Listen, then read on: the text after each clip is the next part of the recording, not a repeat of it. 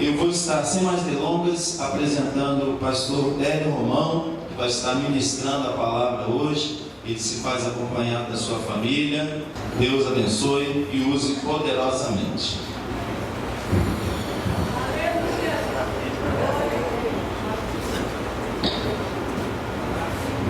Cumprimento a amada igreja com a paz do Senhor, amém? Amém.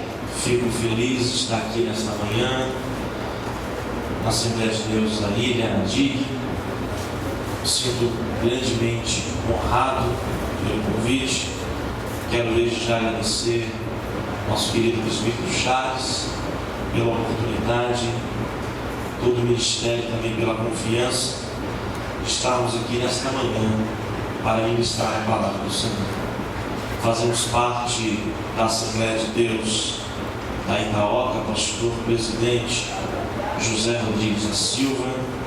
Estamos lá já há um tempo, estamos pastoreando uma das congregações do campo e sempre que podemos estamos atendendo os nossos amados, pois nós somos uma grande família. Nesta manhã, quando recebi o convite, e o tema foi muito feliz, um tema maravilhoso, família vivendo o sobrenatural de Deus. Se cada família aqui representada entender o que Deus pode fazer quando ela buscar a Deus, coisas grandiosas vão acontecer dentro de cada casa. Eu sei que estamos vivendo um momento em que a economia do nosso país não está muito boa. Estamos vivendo um momento em que temos sido fechados internacionalmente. Mas uma coisa que eu acho interessante, e eu falei isso na congregação, no livro de Isaías capítulo 6, uma grande ameaça, a Síria estava para vir sobre a nação de Judá. O trono de Judá praticamente estava sem regente, mas Isaías tem uma visão do Senhor em um alto e sublime trono. Deus estava dizendo para Isaías: Uzias é morto, mas o meu trono ainda continua. Ele estava dizendo: eu ainda reino, eu ainda sou Senhor. Então nessa manhã eu quero te dizer: levante suas mãos e exalte o nome do Senhor. Por mais que a economia do Brasil esteja ruim, o desemprego esteja grande, por mais que as enfermidades e as calamidades tenham atingido nossa nação, eu quero dizer para você nesta manhã: Deus está no controle da situação. Deus está no controle da tua família, da tua casa. Ele vai te dar vitória. Convido a todos que abram suas Bíblias, segundo livro dos Reis, capítulo de número 4. Convido os amados, que não vou demorar muito, e peço perdão também, quero parabenizar todas as mães, avós, bisavós, que estão aqui nesta manhã. Que Deus venha abençoar, que vocês venham ter um domingo maravilhoso em família. Todos encontraram o segundo livro dos Reis, capítulo 4. É uma história muito linda, é uma história maravilhosa. Que Deus venha falar profundamente em vossos corações. E uma das mulheres dos filhos dos profetas clamou a Eliseu dizendo: meu marido, teu servo, morreu, e tu sabes que o teu servo temia o Senhor. E veio o credor para levar meus 2 filhos para serem escravos. E Eliseu disse: que te hei eu de fazer? Declara-me o que tens em casa. E ela disse: tua serva não tem nada em casa, senão uma botija de azeite. Então disse ele: vai e pede para ti vasos emprestados a todos os teus vizinhos, vasos vazios, não pouco. Então entra e feche a porta sobre os teus filhos, e dei azeite sobre todos aqueles vasos, e põe à parte o que estiver cheio. Partiu, pois, dele, e fechou a porta sobre ti, sobre seus filhos, e eles traziam vasos, e ela os enchia. Excedeu-lhe cheio que foram os vasos, disse seu filho: traze-me ainda um vaso. Porém ele disse: não há mais vaso nenhum. Então o azeite parou. Então veio ela e o fez saber o homem de Deus, e disse ele: vai, vende o azeite e paga a tua dívida, tu e teus filhos vivei do resto. Quem pode glorificar o santo nome do Senhor? Pai amado, Pai querido, nesta manhã, Senhor, eu engrandeço ao teu nome. O teu nome seja engrandecido, seja louvado, enaltecido, magnificado nesta manhã. Porque, Senhor, nós somos vaso de barro, Senhor. Mas aprove o Senhor colocar dentro deste vaso de barro tesouro, Senhor, para que a excelência seja sempre sua, ó Deus, e nunca nossa. Senhor, que a glória, a honra e o louvor seja dado a Ti nesta manhã, grande Deus. Pai amado, nós nos colocamos na Tua presença e pedimos a Tua santa misericórdia, Senhor, que esteja sobre nós, em nome de Jesus. Amém. Podeis tomar a ceia.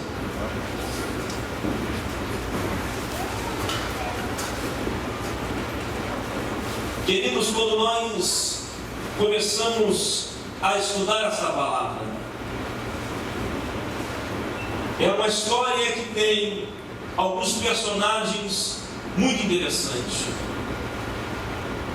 Um discípulo de Eliseu que morre, uma mulher que perde o marido, 2 filhos adolescentes, um credor e um profeta que entra em cena.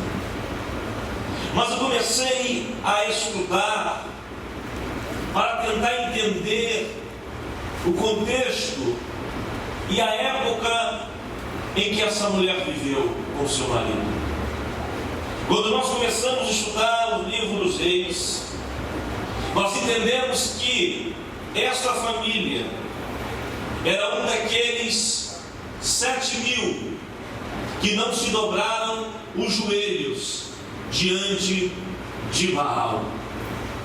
Essa família era um daqueles que Deus tinha falado com Elias, que permaneceram fiel a Deus, que não se dobraram a Baal, que não ofereceram sacrifício a Baal. E essa família, ao analisar o texto, descobrimos que é uma família piedosa, uma família que andava com Deus, e uma família também que tinha um laço íntimo com o profeta Eliseu. Todos nós sabemos dos ataques maciços que Jezabel, juntamente com Acabe, fez a todos os profetas do Senhor no reino norte, no reino de Israel.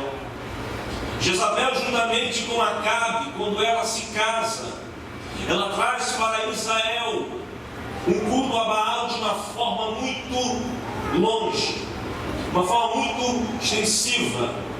E todos aqueles que não concordavam com o culto a Baal eram perseguidos grandemente por Jezabel. A Bíblia nos fala que ela mandou matar todos os profetas do Senhor, ao ponto que Obadias escondia e sustentava com pão e água os profetas do Senhor. E nós vemos que esse período foi um período muito difícil para os profetas. E a escola de profetas, todos nós sabemos que era Betel, Gilgal, Ramá e Gibeá. Essas 4 escolas de profeta, nós vemos que, fundadas por Samuel, foi passando, e Eliseu era o pai desses profetas. Mas quando nós vamos analisar a escola de profetas, elas não tinham condições financeiras, ao ponto que quando eles foram fazer uma extensão, o machado que tinha era emprestado. Não era dos profetas, não era dos filhos dos profetas. Em outra feita ele estava catando colossídeos para poder fazer uma refeição para os profetas, porque a situação da escola de profetas não era muito boa. E nós vemos dentro desse contexto que a Síria estava se fortalecendo grandemente, se transformando em um país muito poderoso. E o reino de Israel, vendo a Síria se fortalecendo, começou a investir grandemente em seu exército, investir grandemente em seus armamentos, porque a Síria tinha uma grande missão com Israel. E agora, dentro deste contexto que nós vemos, essa família está ali, dentro do reino de Israel. Essa família habitava em Betel. E estando ali, essa família, eu comecei a analisar. E a primeira característica dessa família, conforme eu tinha falado, eram daqueles que não se dobraram os joelhos diante de Baal. Eram daqueles que permaneceram fiel, mesmo quando a maioria foram infiéis a Deus. Essa família eram os 7.000 escolhidos que tinham permanecido fiéis a Deus. Eu abro parênteses nesta manhã para te dizer: ser fiel a Deus vale a pena. Ser fiel a Deus é maravilhoso. Ser fiel a Deus é algo maravilhoso no momento que estamos vivendo, porque quando nós somos fiéis a Deus, nós temos a consciência que pode vir tempestade, pode vir luta, mas o nosso barco não vai naufragar de forma alguma. E dentro da perseguição que Jezabel promove no reino, trouxe prejuízos financeiros a muitos lares de profeta, trouxe muitos problemas financeiros. E quando nós começamos a analisar a vida desta mulher, nós entendemos que ela foi perdendo as suas coisas aos poucos. Nós vamos entendendo que ela foi perdendo, as coisas foram sendo tiradas da sua casa aos poucos. A crise entra dentro do seu lar.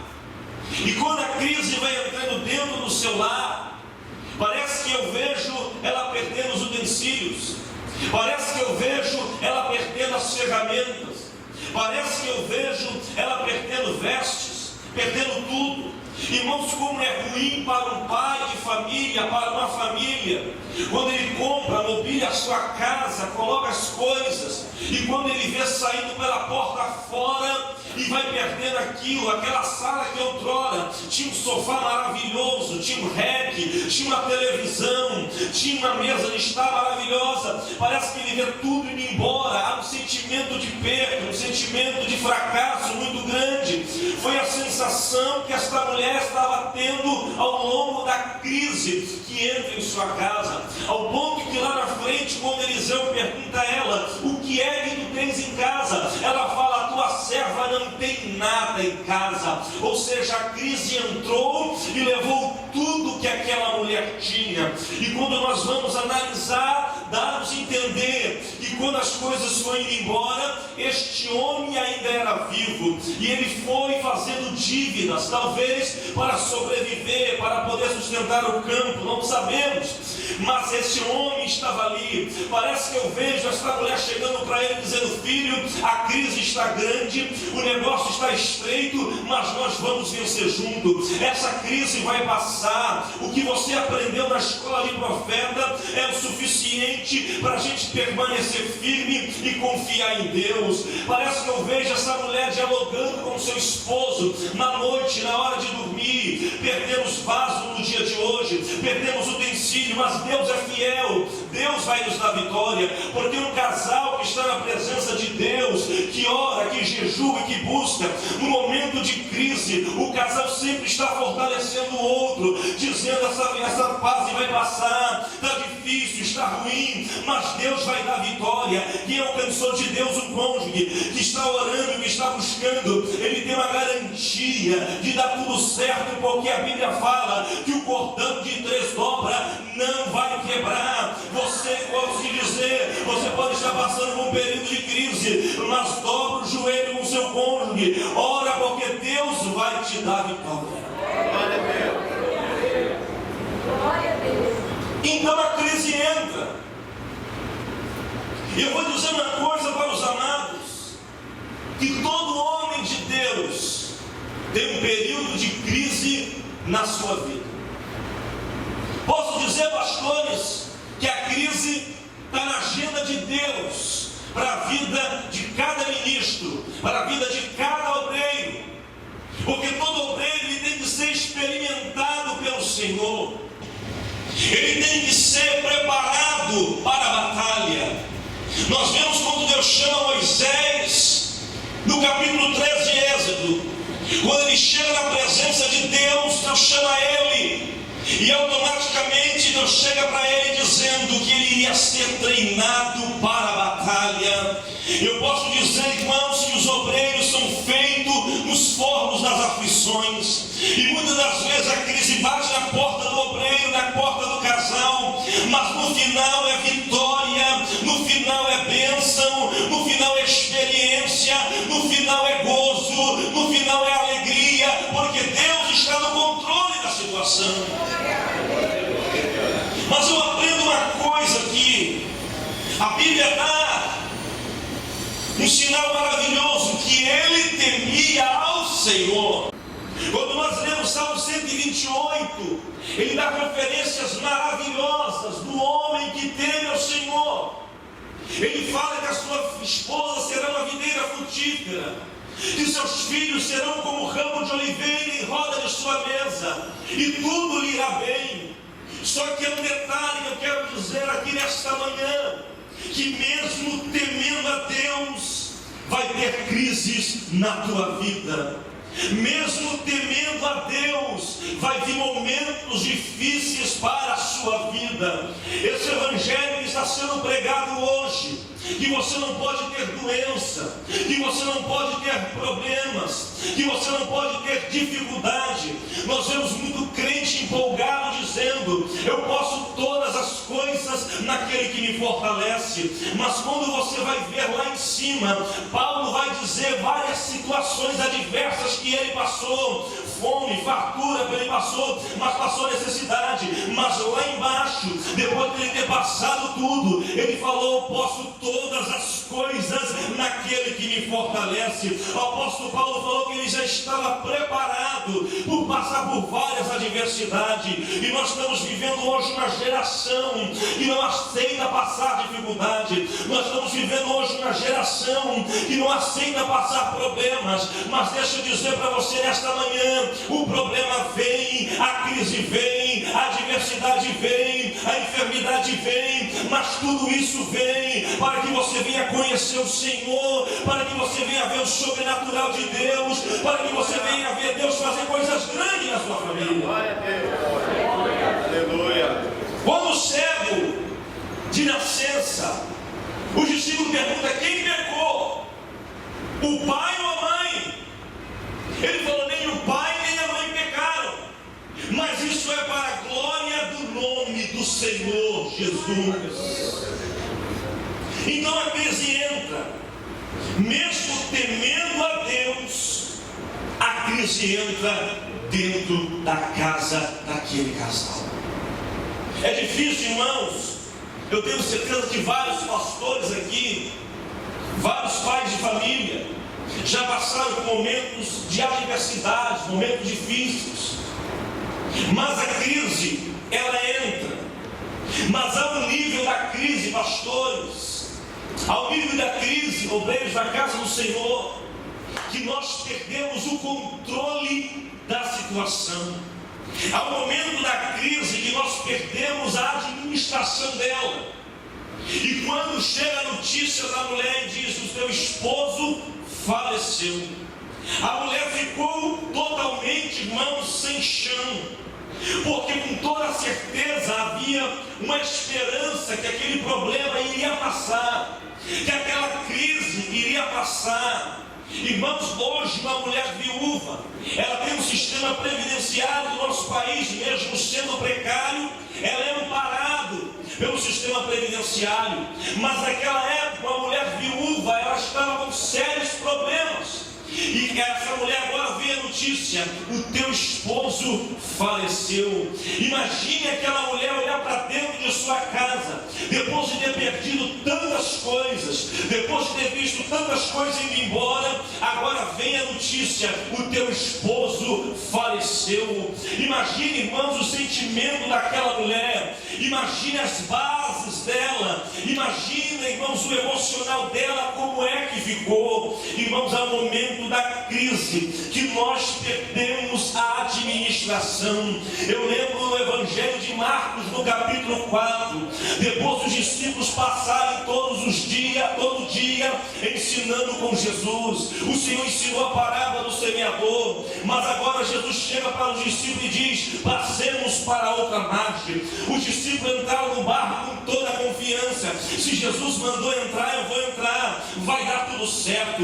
E quando eles entram dentro do barco, a Bíblia fala que dentro da sua natureza humana, Jesus deita e dorme, e de repente vem uma grande tempestade sobre o barco. Com toda a certeza, os discípulos jamais imaginariam que uma tempestade viria de uma forma tão poderosa com Jesus dentro do barco. E os discípulos começaram a remar, e a Bíblia fala que tudo que eles faziam, nada adiantava. Eles perderam a administração do barco, e aquele mar, aquele lugar, era o caminho da roça para eles. Eles conheciam igual a palma da mão dele. Mas quando a crise vem, ela vem no ambiente doméstico, ela vem no caminho da roça, ela te pega de surpresa, ela é de uma forma surpreendente, ela vem de uma forma perigosa. E os discípulos estavam ali, tentando fazer de tudo. Quanto mais remava, mais parecia que o barco iria afundar. Mas só que eles esqueceram de uma coisa: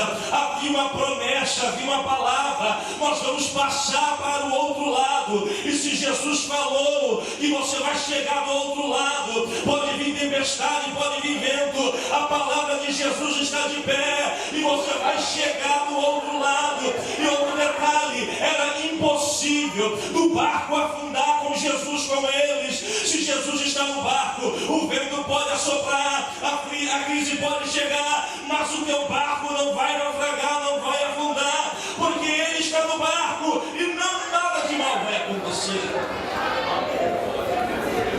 Só que eles perderam a administração.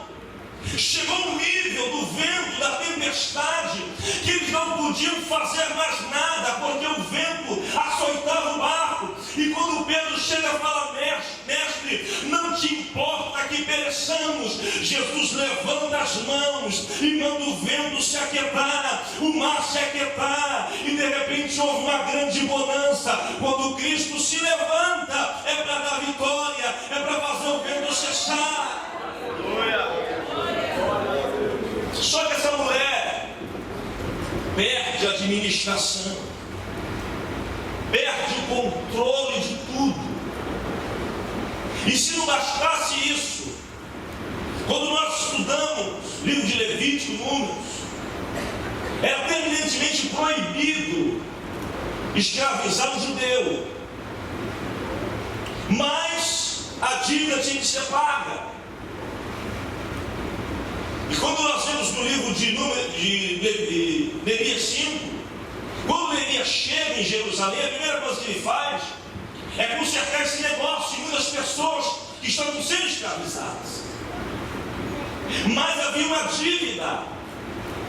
E se não bastasse o luto, a dor, bate na porta o credor.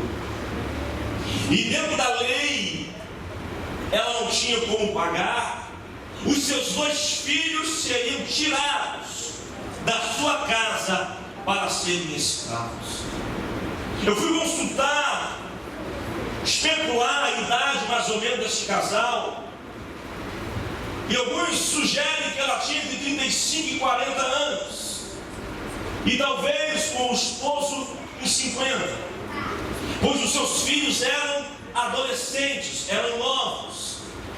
E esses meninos iriam ser tirados dela iriam ser levados para serem escravos. Você que é mãe, você que tem um amor tão grande pelos seus filhos, imagine um credor entrando dentro de sua casa, arrancando o seu filho e levando embora para serem escravos. O coração daquela mulher estava, irmão, dilacerado, porque a morte do seu esposo já tinha causado uma grande ferida, uma grande dor. E agora bate na porta outro problema pior do que aquele. Além de perder o esposo, agora iria perder os filhos. Olha a situação que essa mulher entra. Com toda certeza ela chegou com o credor e dialogou, falou: calma aí, me dá um tempo, eu vou tentar arrumar um dinheiro, espera um pouco. E todo credor, agiota, ele é muito hostil, ele quer saber do bolso dele, do dinheiro dele. Quando às vezes nós estamos na igreja e somos surpreendidos com membros que chegam dizendo que pela situação está tão ruim, procurou esse tipo de gente e foram ameaçados de uma forma tremenda. E essa mulher agora estava para perder os seus 2 filhos. E essa mulher olhou para casa, não tinha nada. Ela falou consigo: eu vou até o profeta, eu vou até Eliseu. E essa mulher vai até Eliseu. E quando Eliseu chega para ela e fala: que te hei de fazer? Há momentos de crise, irmãos, que ninguém vai poder fazer nada para você. Vai ter momentos que talvez não poder te dar uma cesta básica. Vai ter momentos que talvez não pagar um mês de aluguel para você. Vai ter momentos que talvez vão arrumar um bico para você fazer. Mas tem situação que você vai estar, que só Deus vai te tirar, só Deus vai te levantar, só Deus vai te resgatar. Quem não lembra de Mefibosete? Foi para a casa de Maqui, dependente para tudo. Maqui estava ali cuidando de Mefibosete, por pena, por dó. Que lá na frente você vê Maqui dando para Davi um montão de coisas caras, porque era rei. Mas para Mefibosete, a terra de Lodebar estava muito bom. Ninguém podia fazer nada com Mefibosete. Mas quando Deus tira o sono de Davi, Davi manda tirar Mefibosete lá de Lodebar. E quando Mefibosete chega diante de Davi, ele fala: eu vou te restituir tudo que você perdeu, tudo que era de Saul, seu pai, eu vou te devolver. Então há situações que é só Deus. Há situações que você não fica com raiva do irmão e da irmã, que parece que está se lixando por você, não. Tem situações que Deus colocou você nela, para você aprender, para você crescer, para você ter experiência, para você ter intimidade, para você desenvolver a sua vida espiritual. Eliseu fala: que tinha de fazer? Traduzindo, eu não tenho nada para fazer com você financeiramente. Ele faz uma pergunta: o que é que tu tens em casa? Mas ela foi na pessoa certa. Sabe qual é o problema da crise? É quando você não vai na pessoa certa. Há pessoas que já estão com problemas, há pessoas que já estão toda enrolada, e para piorar, ela vai na pessoa errada. Vai pegar conselho errado, vai pegar indicações erradas. E o diabo, ele aproveita da fragilidade sua para traçar laços para você, para te prender mais ainda, para te levar ao desespero, para te levar à depressão.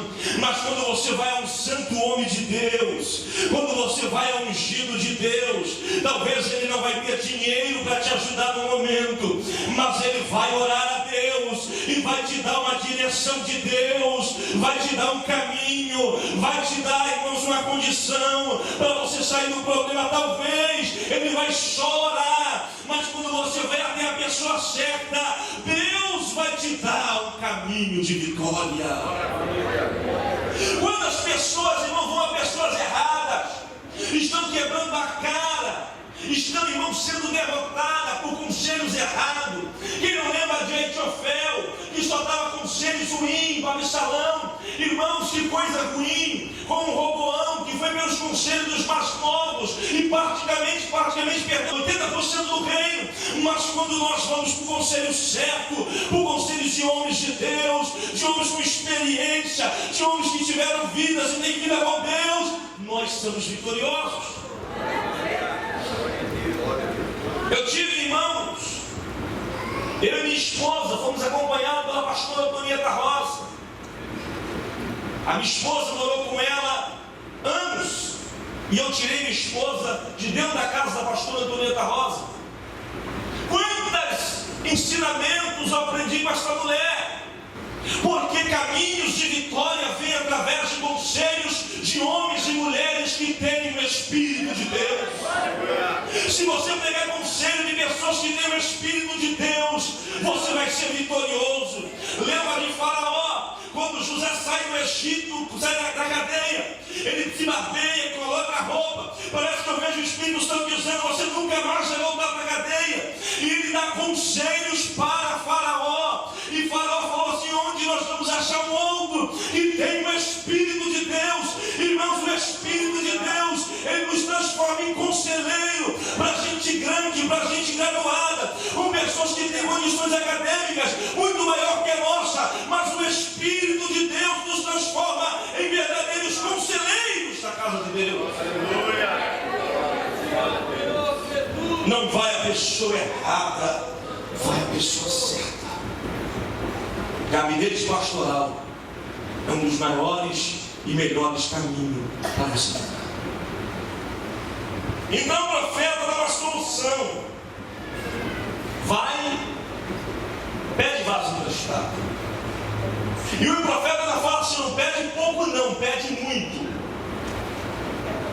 O profeta dá, irmãos, como diz o carioca, o pulo do gato. Pega muito vaso emprestado.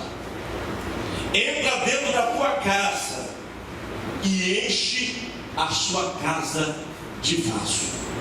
E deita a botija sobre o vaso. Irmãos, é óbvio que pela lógica, um vaso de 1 litro só vai preencher outro vaso de 1 litro. Não tem lógica humana um vaso de 1 litro encher um vaso de 20 litros. Mas Deus não age dentro da lógica. Os mistérios de Deus não têm explicação. Quando Deus quer fazer, água vira vinho. Quando Deus quer fazer, machado flutua. Quando Deus quer fazer, um pedaço de madeira abre o mar. Quando Deus quer fazer, pedra derruba gigante. Quando Deus quer fazer, grito derruba muralha. Quando Deus quer fazer, 5 pães e 2 peixinhos, alimenta a multidão. Quando Deus quer fazer, queixada de jumento, mata milhares de homens. Irmãos, quando Deus quer fazer, Ele faz. Milagres não tem explicação. É por isso que nós estamos vivendo uma geração que parece que esqueceu, parece que não conhece mais o sobrenatural de Deus. E Deus está dizendo: eu sou o Deus do sobrenatural. Eu ainda faço milagre no meio do meu povo.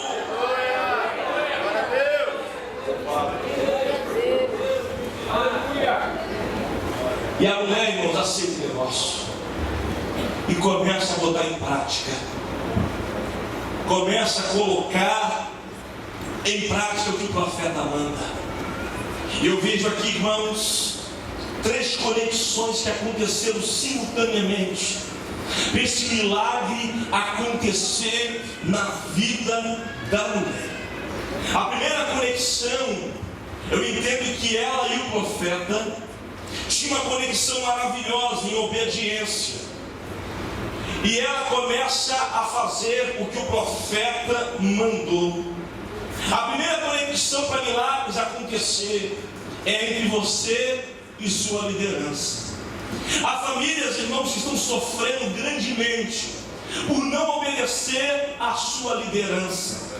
Há famílias que estão pagando um preço caro por ficar usando o WhatsApp e Facebooks, para poder malhar seu pastor, para poder falar mal do seu ministério, para poder não aceitar a correção do pastor. Hoje nós estamos vivendo uma geração que não respeita mais pastor, não respeita mais obreiro, não respeita mais líder, e essa geração está sendo derrotada, porque para o milagre acontecer na sua vida, você tem que estar bem com o teu pastor, tem que estar bem com a sua liderança, tem que estar bem com o seu líder. Se você é daqueles rebeldes e não aceita a correção e fica falando mal dele para cima e para baixo, eu vou te dizer uma coisa: você não vai sair dessa crise, você não vai sair desse problema, porque para o milagre acontecer na sua vida, tem que haver uma conexão entre você e a sua liderança. Fui funcionário, irmãos, do campo. Fui secretário no ano de 2003, já era funcionário. Quem trabalha nas repartições da igreja burocrática sabe como é difícil. Mas sempre fui obediente ao pastor. Casei debaixo da bênção, debaixo da obediência. E muitas das vezes o pastor pedia, parecia que não tinha lógica. Mas eu sempre estive sob a sombra do cajado do homem de Deus. Eu sempre respeitei o cajado do homem de Deus. Há pessoas hoje que não conseguem mais ficar debaixo da sombra do cajado. Há pessoas que não conseguem mais se submeter. Eu faço o que eu quero, a vida é minha, quem paga minhas contas sou eu. E não sabe ela que lá em Efésios está escrito que ele deu pastores para a igreja, para serem bênção, para serem ministros, para serem ungidos, para conduzir sua vida. O pastor, ele não é um profissional da religião, não. O pastor, ele é ungido de Deus. É aquele que vai trazer direção à sua vida. Ame o seu pastor, ore para o seu pastor, obedeça o seu pastor. Há mocinhas que estão chorando hoje, lágrimas de sangue, que o pastor falou não casa, ela falou eu caso. Há pessoas que estão pagando um preço caro por não obedecer a voz do seu ministro. Mas essa mulher acreditou, ela obedeceu, ela aceitou, e o milagre já começou a acontecer na vida dela.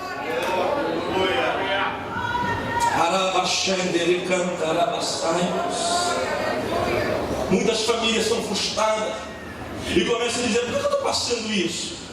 Eu não sei por que eu estou passando por isso. Claro, irmãos.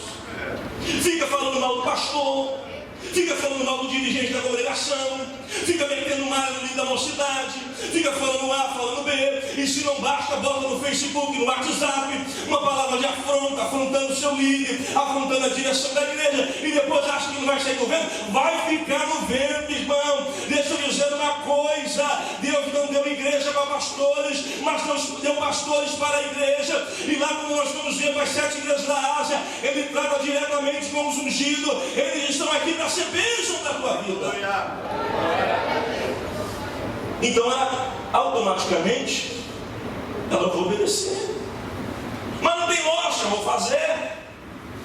E começa, irmãos, a segunda conexão. E essa é maravilhosa. A conexão entre ela e seus vizinhos. Sabe o que eu aprendo com essa mulher?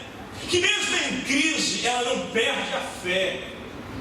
Mesmo em crise ela não deixa de acreditar nem em Deus e nem nos profetas. E agora ela vai fazer o que o profeta mandou. E eu descubro que mesmo em crise, pastores, ela tinha um bom relacionamento com os vizinhos. Mesmo em crise, ela tinha uma comunhão maravilhosa com os seus vizinhos. Porque, irmãos, para ela conseguir a quantidade de vasos, é óbvio que teve a graça de Deus, mas essa mulher tinha uma comunhão maravilhosa com os seus vizinhos. Deixa eu te dizer, o seu irmão, muitas das vezes, vão ser ponte de bênção para a sua vida. O seu irmão, muitas das vezes, vai ser aquele que vai chegar lá no trabalho e falar assim: poxa, tem uma vaga aí, tem um amigo meu da igreja precisando. E você vai lá, entra, cresce, vai à chefia, vai à gerência. Mas teve um canal, teve uma bênção. Foi quem? Foi aquele irmão que se colocou lá dentro. Ei, irmãos, seja bênção para o seu irmão. Cumpra o Salmo 133. Vive em comunhão, vive em unidade. Porque quando você vive em unidade, irmãos, Deus vai trabalhar. sua vida. E está lá, basta que eu vejo o filho dela batendo na porta. Oi, bom dia, minha mãe pede um vaso. A sua mãe, com certeza, a sua mãe é mulher de Deus, mesmo na crise. Ela está cantando, ela está louvando, ela está sorrindo. Toma aqui, pode levar, que quanto, que é 3, que é 4, que é 5. E vai na casa do segundo, do terceiro. Parece que eu vejo esse menino cara a porta que batia. Se recebia um sim, talvez uma dava um vaso, dava 2, dava 3. Mas essa mulher, ela tinha comunhão, ela tinha unidade com seus vizinhos. E ela foi vitoriosa. Mas eu imagino, querido, se fosse o contrário. Se essa mulher fosse aquela mulher antipática, aquela mulher que mesmo na crise não abaixa a cabeça, continua presunçosa, soberba, uma pessoa orgulhosa. E quando batesse na porta aqui para sua mãe, de jeito nenhum, não tem nenhum, nem 2, nem 3. A sua mãe é orgulhosa, a sua mãe não fala com ninguém. Ela passa por aqui de cabeça em pé e nem bom dia dá pra gente, não vai prestar nada. Foi na casa do segundo, do terceiro, mas nós descobrimos que não. Essa mulher tinha comunhão, essa mulher tratava os seus vizinhos bem, essa mulher tinha os seus vizinhos como bênção. E no momento que ela precisou, a bênção voltou para a casa dela. Ei, seja bênção na sua vila, seja bênção no seu condomínio, seja bênção na sua igreja. E para o milagre de Deus acontecer, isso precisa estar na tua vida.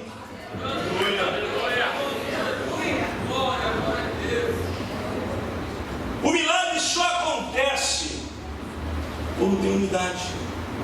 Lembra da igreja primitiva? Tinha tudo em comum. O problema de um era do outro. Não tem como ter vitória. Eu não vou com a cara dele. Eu não falo com ele. E eu aconselho os meus filhos não falarem também. Na festa da minha casa ele não entra. Não gosto dele. Ó, esse grupinho aqui também eu não gosto. Ele não vai sair do vento. Tem que ter comunhão.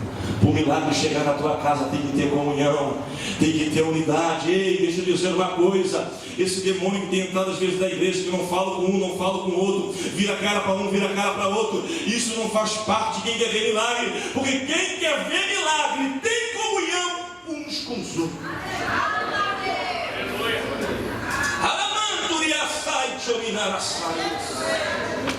Tem que ter comunhão, irmãos.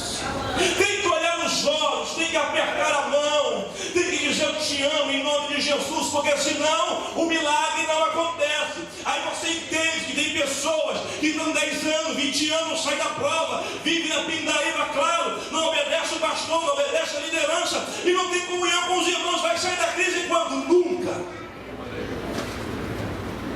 Mas essa mulher estava disposta.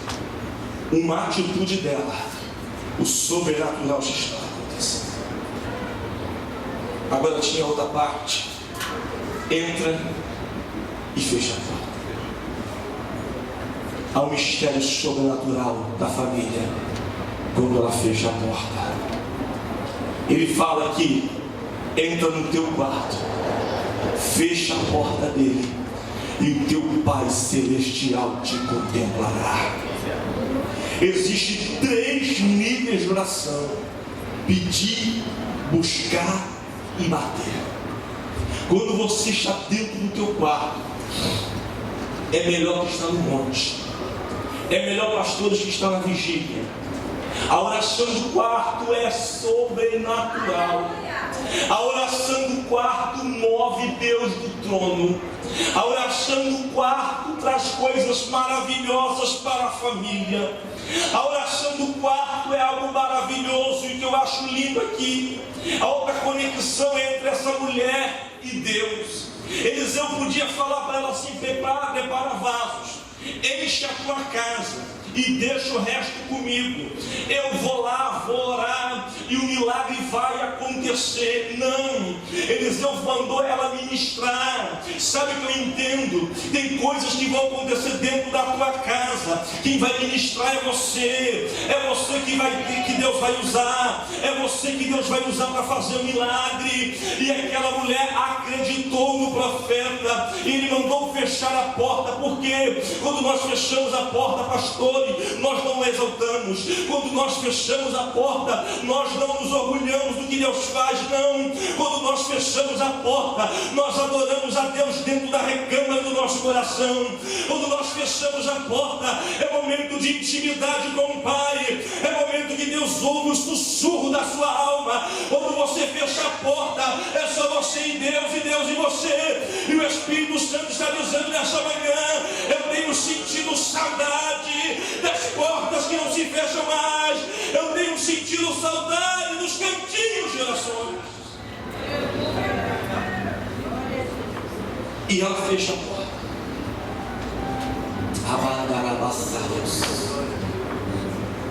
Não era Eliseu que ia ministrar. Tem coisas que é de porta fechada. É para você e sua família. Mas eu não posso contar para ninguém, não, pastor, não. É você, seus filhos e sua família.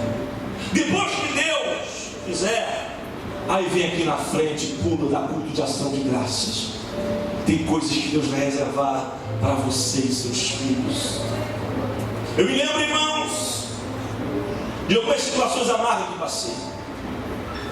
Quando cheguei em casa, isso foi no ano de 2004. Lembro-me que passei uma crise financeira muito grande. E minha esposa chegou para mim e falou assim: filho, só tem fubá e pão duro para a gente comer. E eu cheguei para aquilo. Ela falou: eu tentei dar pão duro para os nossos filhos, mas ele levou eu pão e não consegui comer. Eu disse para ela: não, tudo bem, vamos ver o que eu vou fazer. Eu entrei para dentro do banheiro e chorei, irmãos, e orei diante do Senhor. E quando eu fechei a porta, eu comecei a cantar aquele hino da Chile Carvalhais: horas difíceis você passa em conflito e já não sabe nem mesmo o que fazer. O coração chora por não ter saída, situações mal resolvidas te arremessam à solidão. E eu chorei, e chorei, e as lágrimas desciam. E eu peguei, depois lavei o rosto no lavatório para ela não ver que eu tinha chorado. E sentei no sofá e fiquei pensando: Deus, o que é que tu vai fazer? De repente bateram na porta. Entrou dois amigos meus, disse: e aí, irmão Hélio, como é que está? Tudo bem, tudo na benção. Os meninos já estão engateando uma benção. É verdade. Está tudo bem, está tudo bem. Ele passei aqui de passagem rápido, tirou um paco de nota de R$20 e falou: toma aqui pro neném, para você fazer compra. A gente indo embora. Deus responde quando a gente fecha a porta. O nosso Deus é um Deus de milagre. Se a igreja parasse para enxergar que o sobrenatural pode acontecer quando a igreja ora, cânceres são curados, aonde a medicina não entra, o sobrenatural de Deus entra. Aonde a mente humana, o poder judiciário não pode entrar, ele entra. E nem tudo que ele vai fazer vai ter lógica. Tem coisa que vai ser ilógica, porque milagres não se explicam, milagres se acreditam. E ela pega, fecha a porta. Gastamos 1 hora de Facebook, pastor, 2 de WhatsApp. Eu me lembro daquele hino do Samuel Mariana: tenho saudade de você. Antigamente o povo entrava com lenço na igreja, porque sabia que ia chorar. A igreja de Éfeso, uma igreja operosa, uma igreja que defendia dos maus apóstolos, uma igreja que suava a camisa, porém perdeu o primeiro amor. Quando você não consegue mais entrar no quarto e fechar a porta, você perdeu o primeiro amor. E essa mulher lá entra. E conforme ela vai deitando o azeite sobre os vasos, eu imagino, irmão, se fosse na época da igreja, ia ser um reteté naquela casa. Ia ser mistério para um lado, mistério para o outro. E conforme ela ia descendo azeite, o vaso ia enchendo, o sobrenatural atingiu a casa da mulher. Imagine o coração dela e dos seus filhos de ver aqueles vasos enchendo de azeite e perguntando de onde vem esse azeite. Não tem explicação. Imagine aqueles dois meninos já jovens e adolescentes experimentando do sobrenatural de Deus. Irmãos, que coisa maravilhosa é quando a família fecha a porta e sente o sobrenatural de Deus. Vai trazendo o vaso e vai enchendo, não tem explicação, mas está enchendo. Imagine aquele moço também que levou os 5 pães e 10 peixinhos, alimentou a multidão. De onde saiu o pão? Não tem explicação. E foi enchendo um vaso, foi enchendo outro vaso, foi enchendo o terceiro vaso. Irmãos, de repente o azeite para, sabe por quê? Porque o vaso acabou. Enquanto tinha vaso, tinha azeite. Talvez, irmãos, olha, encheu 50% dos vasos, olha, não. O milagre foi do tamanho da fé da mulher e da disposição dela de buscar. Se ela tivesse buscado 10 vasos, encher 10. Mas se ela tivesse buscado 100.000 vasos, tinha azeite para 100.000 vasos. Enquanto tinha vaso, tinha azeite. O azeite só acabou quando acabaram-se os vasos. Ei, o milagre de Deus na sua vida vai ser abundantemente para encher as lacunas vazias da sua casa. Vai ter azeite o suficiente para restaurar teu casamento, para restaurar seu matrimônio, seus filhos, suas finanças. Tem azeite de Deus para que você precisar. Fique de pé nessa manhã.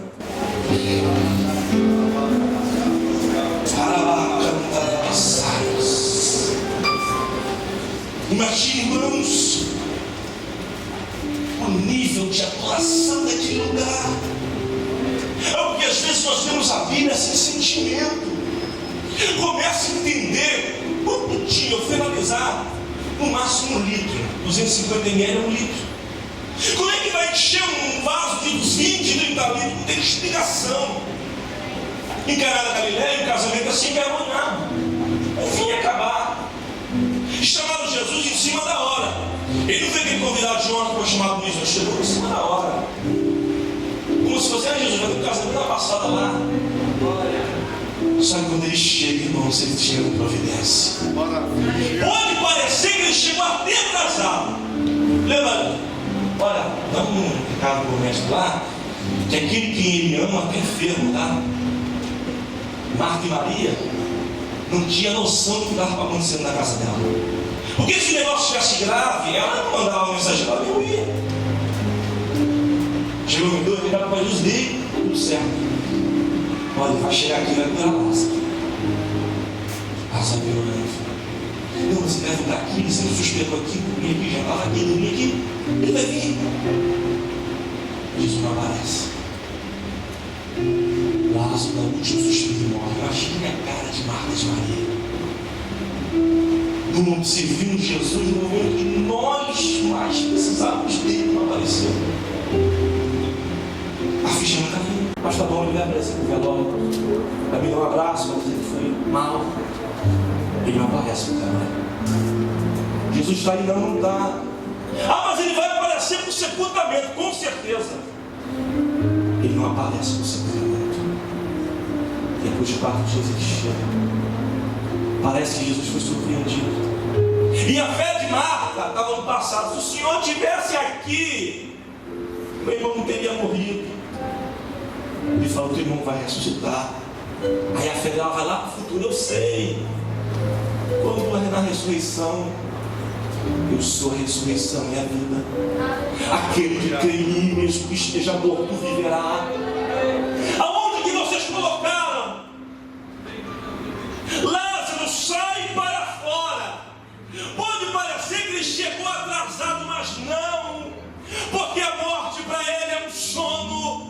Ele é rei sobre a morte.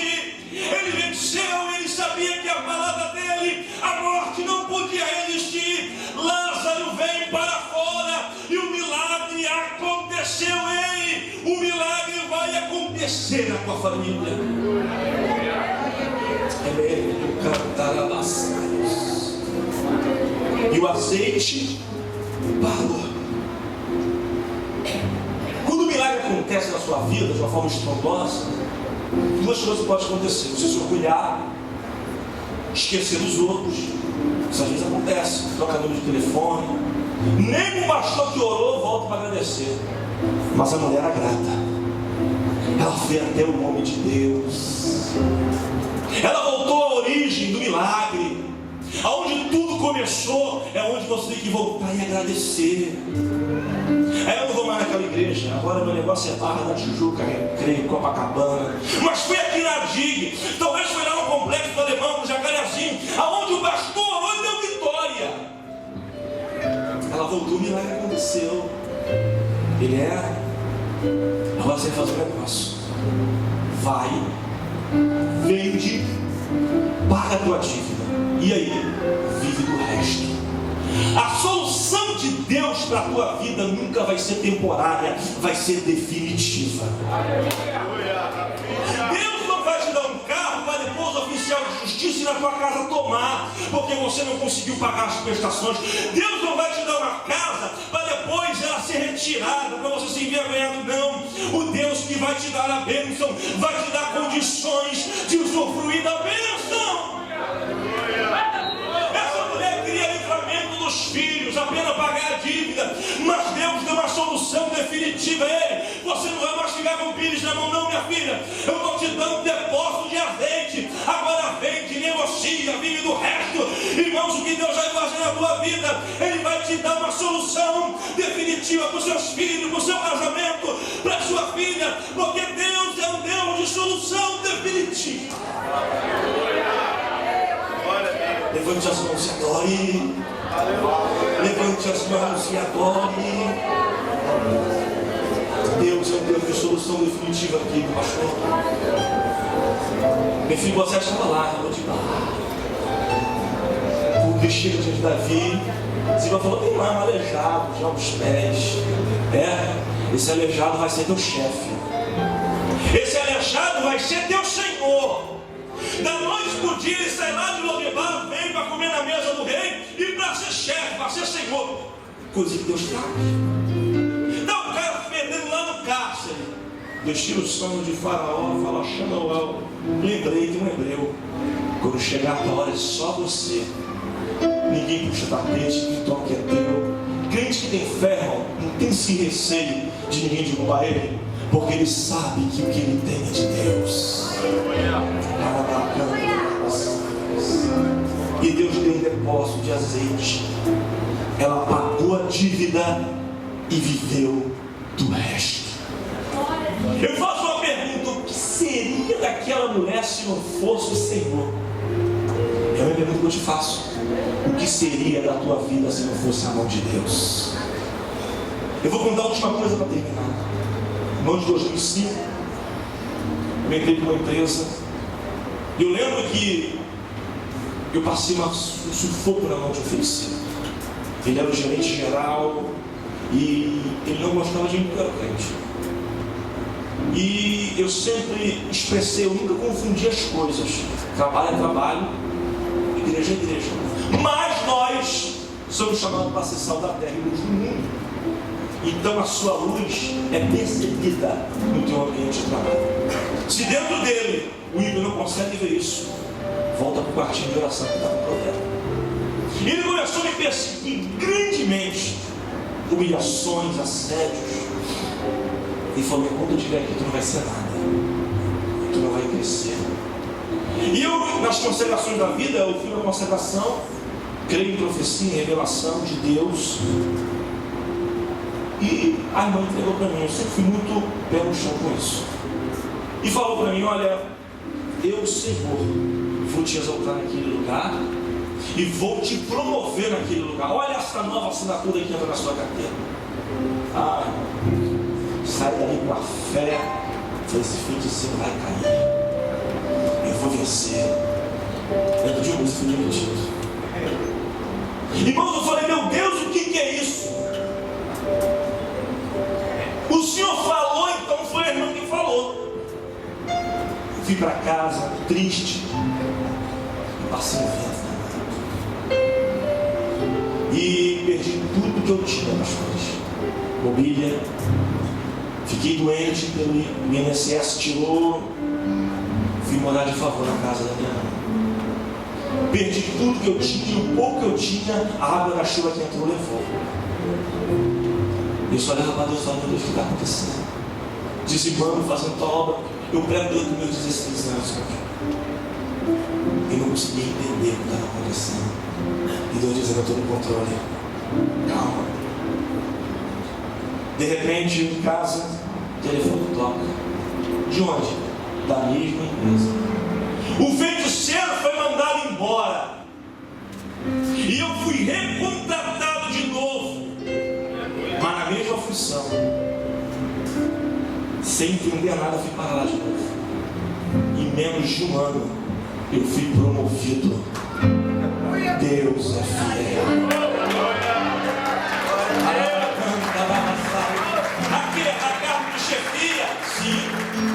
E depois eu saí de lá e fui para uma outra empresa maior. Fui demitido não, pedi demissão. Era diretor e gerente pedindo para eu ficar. Porque o irmão Hélio é bom? Não. É a graça dele, é a misericórdia dele. É ele que faz. A glória é dele, a honra é dele, o louvor é dele. Ei, se ele te prometeu, vai fazer. Mas se ele te mandou sentar, nem hora se tem cadeira, sai sentando, porque o milagre vai acontecer. A viúva acreditou. Essa manhã eu quero orar por vocês. Com a permissão do pastor, eu queria chamar as famílias aqui na frente. Tem milagre de Deus hoje para a tua família. Eu queria chamar cada família aqui na frente, vem aqui na frente. De preferência o cônjuge, com a esposa e filhos. Não acredito na teologia da prosperidade. Também não creio na teologia da miserabilidade. Esse hino que ele está cantando é o novo de Deus para a tua vida. Ei, pode parecer que ninguém está te vendo, mas vai chegar uma hora que Deus vai pegar o teu nome e vai levantar. Pode louvar, pode louvar.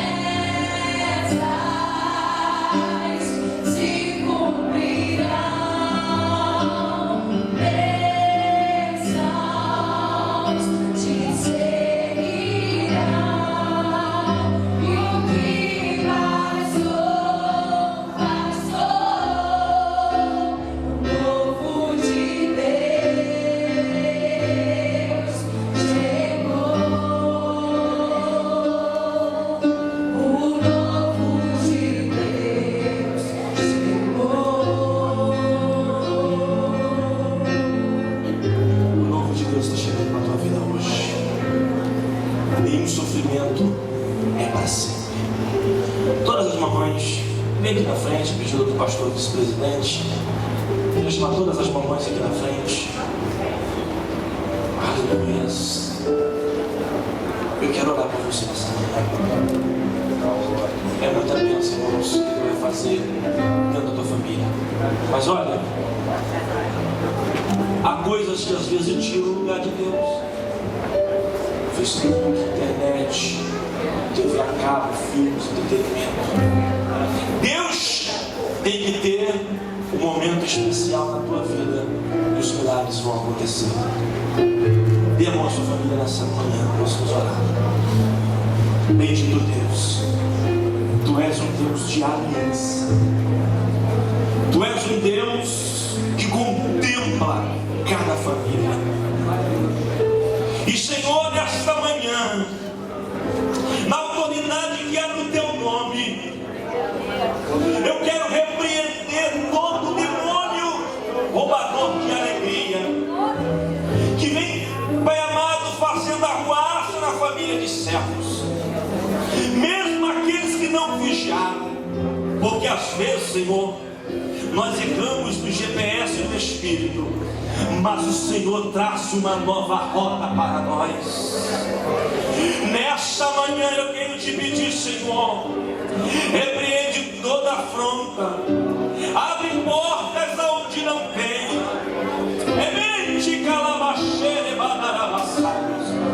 casamentos que estão fracos, a beira do divórcio.